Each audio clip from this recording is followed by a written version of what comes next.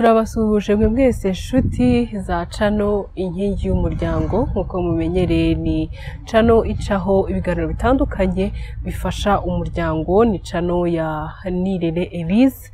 Uyu munsi rero tukaba tugiye gufatanya muri kino kiganiro ngewe ni Ndize Giselle turafatanya by'umwihariko rero muri kino kiganiro cy'uyu munsi hari ikintu kidasanzwe Elise arimo aradutegurira.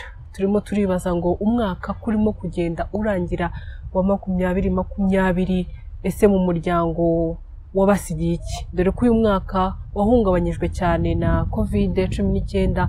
ese COVID-19 mu muryango ho wasizemo iki, byagenze gute? Elise rero agiye kutubwira uko yabibonye, agenekereje uko yabibonye, cyane cyane murabizi ko Elise avuga ku muryango. Yabibonye ate uyu COVID-19, niki yafashije umuryango, niki yahungabanyije ku muryango, dore ko twamaze igihe kirekire cyane turi mu nzu turi kumwe n'imiryango yacu. Elise tuguhaye ikaze. Urakoze cyane Giselle. Meze neza cyane. Urakoze kumbaza ikibazo cyiza. Nkuko abantu bose babizi COVID yahungabanije ibintu byinshi mu nguni zitandukanye, ariko uyu munsi reka twivugire mu muryango. Mwavuze neza ati ngenekereje nkurikije amakuru nagiye numva, ibyo nagiye ndeba muri televiziyo, ibiba hirya no hino mu miryango. Abagabo barekaramaga ati nyabuneka utubare nidufungure kubera yuko mu rugo mu ngo byifashe nabi, turagwana turagira gute. Ariko hari abandi bashimye Imana bakavuga bati COVID rwose nibura ikizimisize mu muryango wanjye, nagize umwanya wo kubana n'umuryango wanjye, abana banje, umudamu wanjye, umutware wanjye, se ngira umwanya wo kumenya ngo abana banjye bajya ku meza uku nguku aya masaha, bakaraba aya masaha, bakora devoir aya masaha. Ariko hari n'abandi nyine bahunze urusaku rw'abana bati sinarinzi yuko kwirirwa mu rugo ari induru, ari kuvuga guhora bahamagara umukozi aza kubaza buri kanya ibi birashize. Hari n'abandi bamenye bije bugi y'ibikoreshwa mu rugo, bajyaga bapfa ubusa ya mafaranga naguhaye yashize, akagira ngo wenda hari ahandi wayajyanye. Ariko noneho muri COVID Korode cyangwa Karekezi cyangwa Suzana yazaga gusaba amafaranga yumva mwese muhari, akamenya ati burya nuko bimeze, aya niyo mafaranga ngana gutya niyasohoka. Buri uwo nawe hari isomo yahakuye. Hari n'undi wavuze ati burya ndindushye, amafaranga ngana cyo yose ajya mu nda y'aba bantu ntacyo mwinjiza tuwakwigendera. Noneho tukazaho kureba n'abana batewe inda muri iki gihe cya COVID. Giselle ngira ngo ujye ureba amakuru, wabonye ko uyu mubare usa nkaho ari munini uzamuka. Urabona nk'umwana ubu ngubu watewe inda ari muto, agiye gucikishiriza amashuri, wenda iwabo no kumutunga ari umwe byari ikibazo, hiyongereho wagiye kubyara, hiyongereho amakimbirane y'imiryango hagati y'umwana watewe inda n'uwayimuteye, hiyongereho za manza zose zikurikira ibyo bintu. Ibyo byose rero ni ikibazo mu by'ukuri ni cyagwiririye igihugu ndetse n'umuryango. Ibyo ngibyo nibyo nagenekereje nkurikije amakuru nagiye ndeba n'ibindi. Hari n'abadamu basamye batabishaka, hari inda zavutse nyene muri COVID, nabyo bizana amakimbirane. Bavuga ati sinida wakubwiye ngo utwite ukagira ngo wayiteye wenyine. Abagabo n'abana beza utwarinda ati ninde wakubwiye ngo twarinda kandi mwari kumwe mwenjoyinze hamwe, ariko ugasanga ni wowe ugaruriwe agapira. Ibyo nabyo ndahamya neza ko hari ingo byashyizemo ibibazo. Abo n'abandi bana bagiye kuvukana agahinda no gutereranwa, kuko iyo mubyeyi ariho, ababyeyi bariho basiganira umwana, nubwo baba batekereza ko umuntu wo mu nda atumva bayumva. Abo nta kuvuga ngo ni abantu batangiye kwicwa mu marangamutima, bagiye ni bya bindi bahoze bavuga muri blague ngo bazavuka bitwa ba COVID. Azaba nk'ugwibutso rubi mu muryango. ibyo byose ni ibibazo wenda abantu badashobora gutekereza ubu, ariko kubera ko iyo umwana avutse ari urwibutso bibi mu muryango, ni bya bindi bimukurikirana, ejo ugasanga ni wa wundi ubaye wo mu muhanda cyangwa se aranajugunywa. Hari n'abazavuka wenda babajugunya, birashoboka nubwo atari byo twifuza. Ibyo byose rero ni ibintu nitegereje. Murakoze cyane Liza. Ati iyi covid yigishije abantu benshi. Hari umuntu umwe yavuze ati umuntu utabashije kwiga muri iyi covid sinzi ahandi hantu azigira. Ni ukuvuga rero iyi covid yahungabanyije byinshi, yanubatse byinshi bitandukanye, by'umwihariko rero ku muryango. Hari akavidewo kamwe katembereye ahantu hose, umugore arimo arashima Imana avuga ngo Mana warakoze kuduha covid, ngo nishaka ibitinzemo, ati kuko nagize amahirwe yo kubona umugabo wanjye ndetse n'abana banjye ntabwo nababonaga. Ariko ugasanga ku rundi ruhande nk'uko wabivugaga abagabo ati utubare tuzafungura ryari, amasaha bazayongera ryari, bibura umuntu ajya agera mu rugo hari ibintu byamaze gutambuka, za mpinja zasinziriye, ibintu bishobora kuba byatunganye. Hari undi muntu nawe wacishemo ni inkuru, ni blague, undi aravuga ati mu buzima sinarinzi ko umugore wanjye agenda imitego, ati ubu ngubu nibwo nabyitegereje neza, nicaye ndi mu rugo menya ko umugore wanjye ariko agenda. Ibaze rero kuba abantu babana bataziranye, urabona ko muri kino gihe turimo turashakisha. Ntago mbizi wenda muri buzima tubamo tuba dushakisha.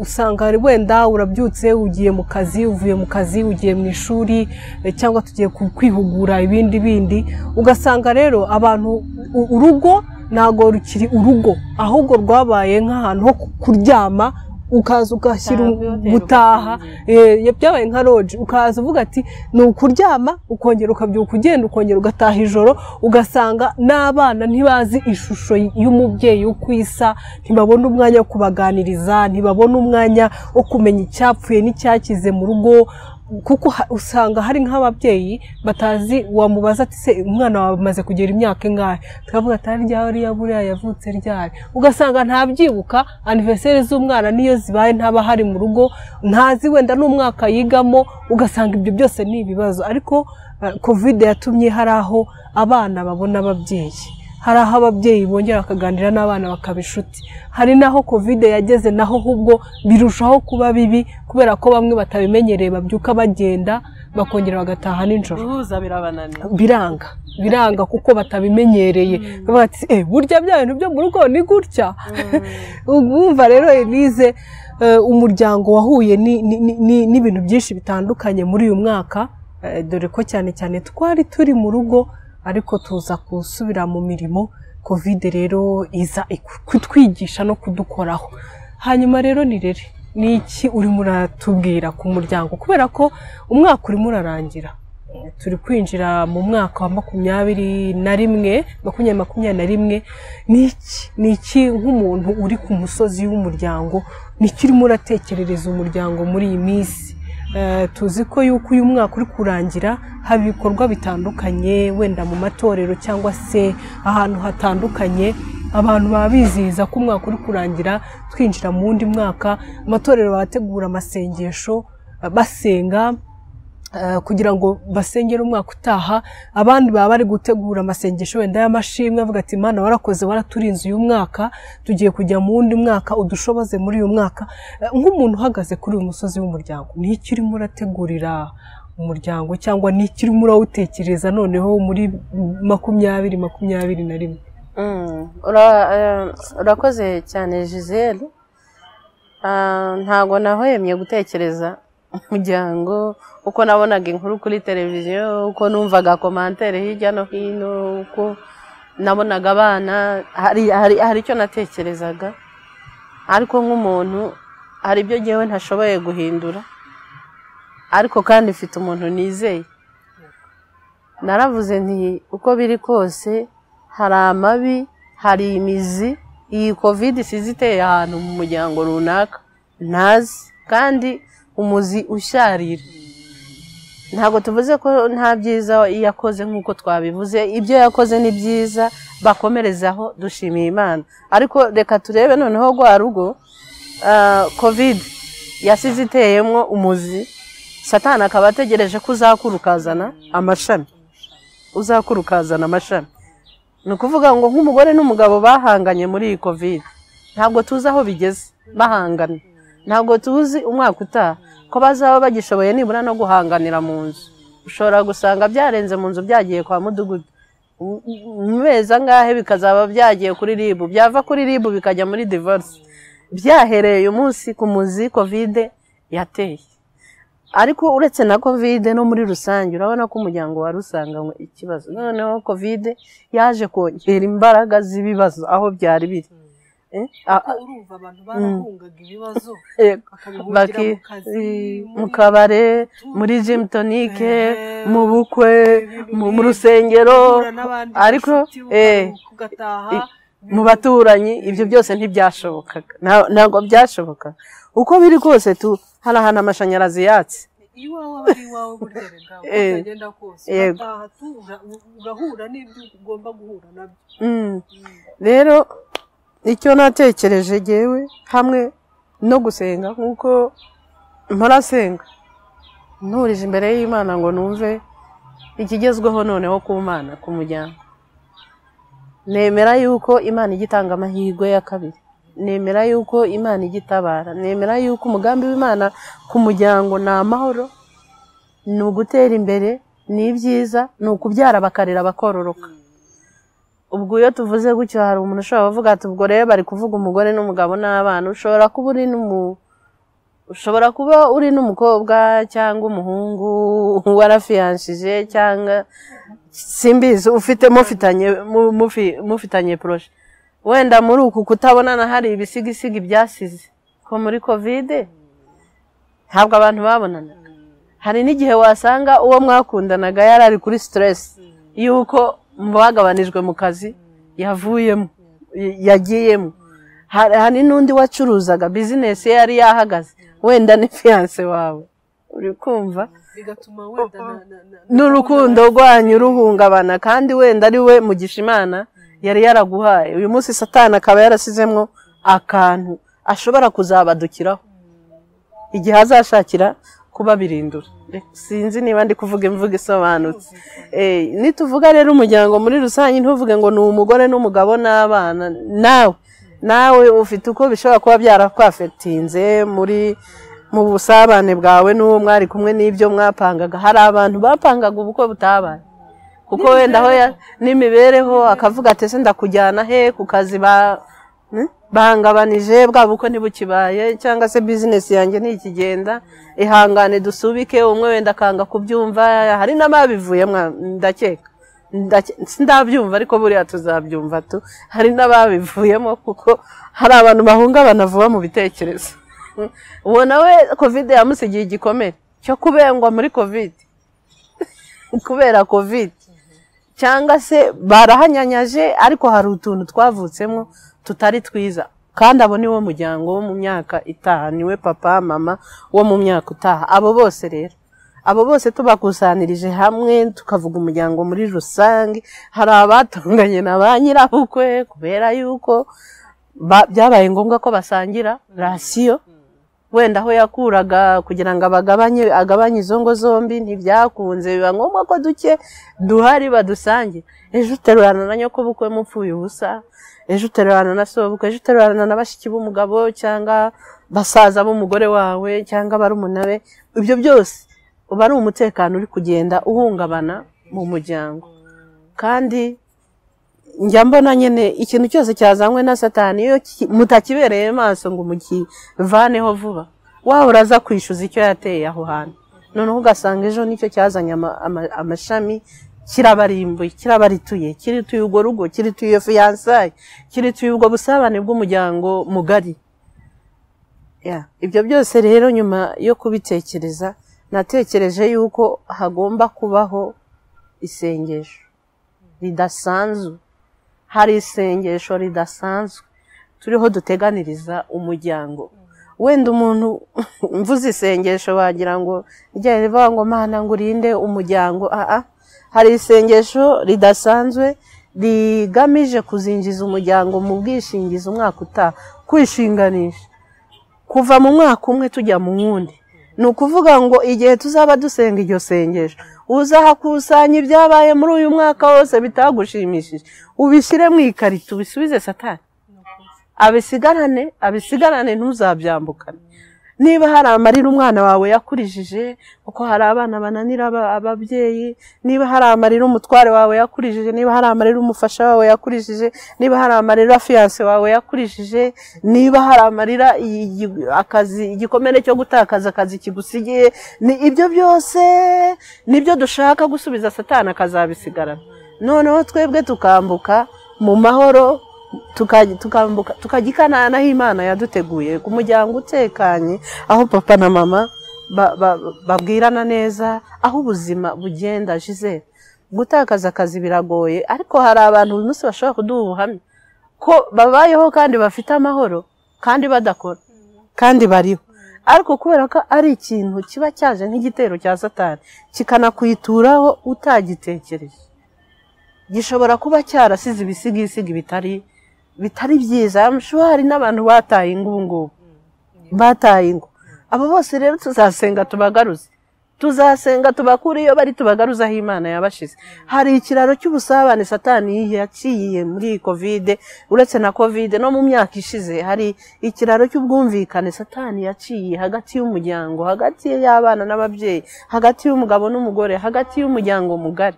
Tuzongera twubake ikiraro cy'amahoro gihuza abantu n'abandi, cy'ubwumvikane, cy'urukundo, cy'ubumwe. Ibyo kandi bizakorerwa muri iryo sengesho. Tuzaba turi kumwe n'umushumba. Ni surprise Gisele, ni surprise uzatuyobora muri iryo sengesho. Umuntu wese nakunda namubwira ngo ntirizamucike, kubera ko Gisele ibintu byinshi biba mu isi y'ibifatika biba byahereye mu isi y'ibidafatika. Iyo dusenga rero twataka mu isi y'ibidafatika, ariko tukataka tuzana ibyo dushaka mu isi y'ibifatika, cyangwa twanga ibyo dushaka mu isi y'ibidafatika tunabyanga mu isi y'ibifatika. Nicyo tuzaba dukora. Ntidushaka kuzambukana amahesheke twagize mu muryango. Ntabwo dushaka kuzumva ngo umugore yishe umugabo, ntabwo dushaka kuzumva ngo hari umugore ngo wataye umugabo, ngo hari umugabo ngo wataye umugore, ngo hari umwana ngo wihakanywe. Ibyo byose tuzabyanga. Niba hari n'uwo Satani yateganyaga kwiba, tuzamumwaka muri iryo sengesho. Igihe tuzaba dusenga, we mugore uzavuga ati James mugabo nashatse, ndakubwiza ukuri ntukirenze uyu muryango. Niba haranumvishe binamucika mu kanwa, ndafunze amarembo yose agusohora muri uru rugo mu izina rya Yesu. Ndafunze amarembo yose ariza abana banjye bakiri bato bagutakaza ukiri muto. Gisele mugore nashatse, ndagufashe mpiri, ndakinze amarembo yose atandukanya nawe mu izina rya Yesu. Aho ari kuzasohoka unyuze, ndashize amaraso ya Yesu, ndakugaruye, nzanye ubumwe. Nibinakunda bazanasenga bafatanye, bange Satani ko abatandukanye.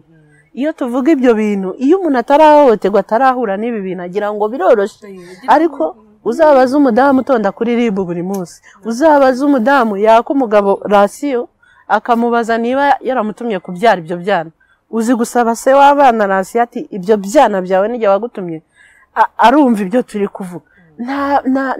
Nta mubyeyi yakaba yita umwana ibyana. Ibyo byose Gisele tuzabyanga. Ayo magambo yose abo bana babwiwe abica mu marangamutima, ayo magambo uzi ko ajya agenda akaturemerera mu mibereho yacu, amagambo mabi aturuka mu kanwa k'ababyeyi bacu. Wari ubizi? Hari n'igihe abana biyopoza ukabona asubije nabi nk'umubyeyi, kandi Bibiliya iravuga ngo niba ushaka kuramira mu gihugu naguhaye ubaha so na nyoko. Iyo yose ni imiryango yafungutse tuzafunga muri iryo sengesho. Ngayo ngo murakoze cyane Elise. Ibintu uvuze birakomeye kandi ntabwo byoroshye. Mu by'ukuri abantu benshi barababaye kubera ibyo bahura nabyo mu muryango. Njya nkunda kubivuga ngo umwe ajya gushaka undi, cyangwa se uzasiga so na nyoko ujye gushaka umugore cyangwa ujye gushaka umugabo mujye kubana. Ariko buriya wa mugabo ntimuba mwarareranywe, cyangwa wa mugore ntimuba mwarareranywe, ntimuba mwarasangiye, niyo mwaba mwaravuze ngo wenda mwariganye ku kigo kimwe cyangwa mwarakinanye agapira, ariko burya abantu bafite imyumvire itandukanye, imico itandukanye. Buriya rero tugera mu rugo ibintu tukabona uko twabyumvaga hari ukundi kuntu bimeze. So aho ngaho niho umuntu agenda akomerekera cyangwa akiga n'indi mico n'izindi ngeso. Niyo mpamvu rero Elise uvuze ku kintu gikomeye kijyanye n'imibanire. Ndifuza ko yuko wowe mu mama, wowe mugabo ushaka kuba wumva kino kiganiro, ndakwinginze Elise iri sengesha gutumiyemo urihagararemo. Nimba wifuza ko umuryango wawe ukomera, ugakomera nk'indi miryango tujya tubona, bagatera imbere, bakabyara, bakarera abana, bagashyingira, bakabona abuzukuru, bakabona abuzukuruza, bakabona ubuvivi, nuko hari ahantu bahagaze. Uyu munsi rero ushobora kuba hari n'ibintu bikubaho Elise, ukavuga ati ariko ibintu biri kumbaho ni ibiki, nakoze iki cyangwa se ni ibiki biri kumbaho. Niyo mpamvu rero burya isengesho, urugo rwubakiye ku isengesho, urugo ruba rwubatse koko kuri fondasiyo itajegajega. Muratumiwe cyane rero. Ubusitani turi gukoreramo ni ubusitani bwiza, ni ubusitani buri Kicukiro hafi ya Bralirwa, bwitwa Holy Guest Inn. Ni ubusitani rero bashaka kuba bakoreramo amakwe, wowe ufite amakwe cyangwa se ufite indi minsi mikuru ushaka kuba washaka gukora, waza bakagufasha, bakabanagufasha no gutegura event runaka ishobora kubera no muri buno busitani. Ngira ngo Elise wahabonye ko ari ahantu heza cyane. Nahabonye Jizira, ariko bazaza gufata nyene iyi jaride wenda niba ariko habona hose, ariko urabona yuko habereye ijisho, uri urebana n'umukunzi wawe munsi mushobora no guhaguruka mukisanzura, mugasirimba, mukabyina. Ariko wenda tunabwira bazaza muri ubu busitani, hari n'igihe waba ushaka no gutera inkunga iki gikorwa, wazareba nimero iri kuri iyo screen ku kiganiro. Ngira ngo rero nkubwire ngo umuntu amakimbirane ataragera, iyo amakimbirane ari ku muturanyi aba ari gukomanga iwawe, aba ari gukomanga iwawe. Esho uwo mugore niyica umugabo we, abana bawe bazashungera bagire ngo niko bimeze. Esho umugabo niyica umugore we, bishobora kuba ngombwa ko n'abo bana bahita bazi iwawe bakaba ukwezi cy'umweru. Iyo ni bije utari warateganije. Uwo ni umutima wa kibyeyi. Reka nkubwire ko umuryango ari cyo gihugu. Igihe cyose Satani ari arica umuryango, ari harica igihugu agihereye mu mizi. Niyo mpamvu natwe tugomba gushira ibirindiro ku miryango yacu, uburinzi. Yego, murakoze cyane. Wowe umaze iminsi rero urira, ufite agahinda kubw'umuryango wawe, kubw'umugabo wawe, kubw'umugore wawe, kubw'urubyaro rwawe, kubw'ibitagenda neza mu rugo. Umaze iminsi hari ibyo utekereza wumva bikuvunnye, bikugoye, umutima wawe urababaye, urumva utameze neza, urumva hari impinduka ushaka ku muryango wawe. Turagutumira muri iri sengesho. Elise, tubwire ni itariki zingahe, ni ryari, bizagenda gute, se bizaca kuri channel kuko turi gukora kino kiganiro, bizagenda gute? Giselle, urakoze kubaza icyo kibazo. Reka mbanze nkubwire yuko umuntu uri inyuma y'ibi bintu byose ari Satani. Umwanzi w'amahoro, umwanzi w'ibi byose tuvuga ni Satani, ariko umutunzi w'amahoro n'umutunzi w'ibyiringiro ni Imana. Uwo mugoroba rero uzaba ari uwo kugaba ibitero mu birindiro bya Satani. Uzabe witeguye, nunabishobora uzaniyiriza, nunabishobora Satani uzamushakira inkoni, nunabishobora uzabe wateguye neza ibyo ugomba kumusubiza uko bingana. Tugire ifuhe ryiza ryo kumwambura ibyacu mu muryango. Noneho rero turifuza ko kizanyura kuri channel, wenda no kuri radio imwe ntaramenya uko Imana izaduha ubushobozi, kuko ibi byose n'ubushobozi Giselle azi ko tubyishura. Nifuzaga ko wenda Imana niba yaduhaye ubushobozi bizanyura kuri channel live, kugira ngo uwo mukozi w'Imana abane natwe mu kutuyobora kugaba mu birindiro by'abadayimoni, tukuraho ibyacu mu muryango Satani yibye. Ndatekereza ko Imana idushoboje bizaba kuri 16 z'ukwa 12. Amasaha nabwira wenda abadukurikira n'abashaka ko abantu babo bazabikurikira gukanda subscribe kugira ngo bazakurikirane amakuru yose y'iki gikorwa.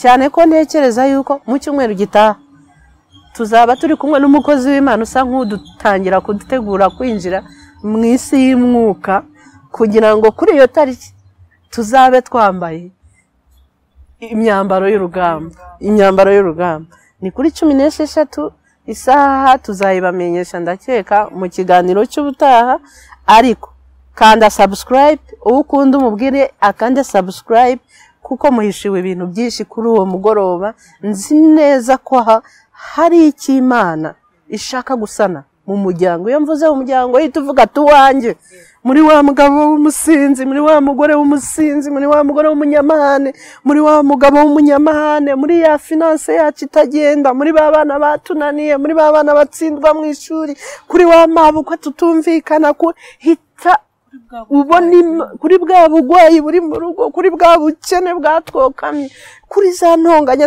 hita uvuga ati ye ni njyewe ugomba gukubita satani nkamusubiza ibye amahoro akagaruka mu muryango wa nivuga umuryango ntutekereze ministeri vuga iwawe n'abandi ukundi tangira ubarare Imana igumugisha amena ushobora kuba uri n'urubyiruko wenda ukiri umukobwa ukiri umusore ariko ukavuga ati nkurikije ibyo mbona mu rugo aho ndi kwa papa kwa mama hari ibintu numva ntashaka hari ibintu numva hari ibintu numva bindambiye hari ibintu mbona papa akora ntakunda hari ibintu mbona mama akora ntakunda hari ibintu numva ashaka guhagararamo nkarwana intambara tukambuka 2021 hari impinduka reka mbwire n'abana batererana uwo munsi barahishe bazaze bari biteguye kwambura uwo mwambaro y'imivumo babavumye ibitutsi babatutse agahinda batewe bazaze biteguye guhindurirwa umwambaro batangire bitwe babyishimo batangire baba abanyamumaro ubwo ndiho ndabereka kugira ngo batangire gutekereza uriya munsi uzagere washize ibitekerezo ku murongo w'ibintu urambiwe w'imyambaro ushaka gukura w'icyapa ushaka kwambura satani yamanitse ku muryango wawe cyangwa ku izina ryawe cyangwa ku nkomoko yawe Imana igumugisha. Murakoze cyane Elise. Abanyarwanda bakunda kuvuga ngo nimba ushaka guhinduka banza uhinduka wowe ubwawe. Byemere ko ushaka guhinduka hanyuma wiyambure ibyo bakwambitse ibidakwiriye ubyiyambure vuga ati bisimbishaka ahubwo hari ukundi shaka kubako. Amen.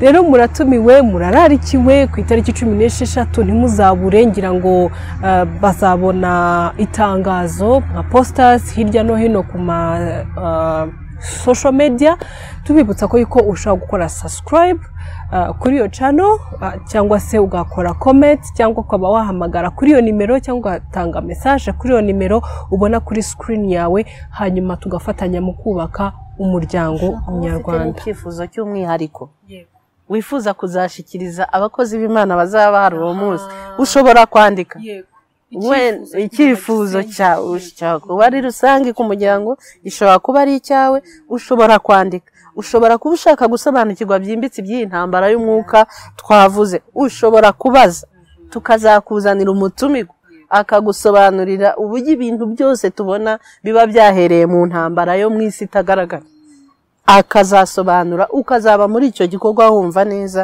ibyo ugiyemo. Imana ibamuje. Murakoze cyane Elise, tugeze rero ku musozo w'ikiganiro cyacu, mukomeze munogerwe na gahunda za channel inkingi y'umuryango, mukomeze mugira ibihe byiza dufatanyiriza hamwe kubaka umuryango nyarwanda muhorana Imana. Mwari kumwe na Ndize Giselle ndetse na Nirere. Murakoze cyane Giselle, Imana igumugisha. Amen. Naho ubutaha.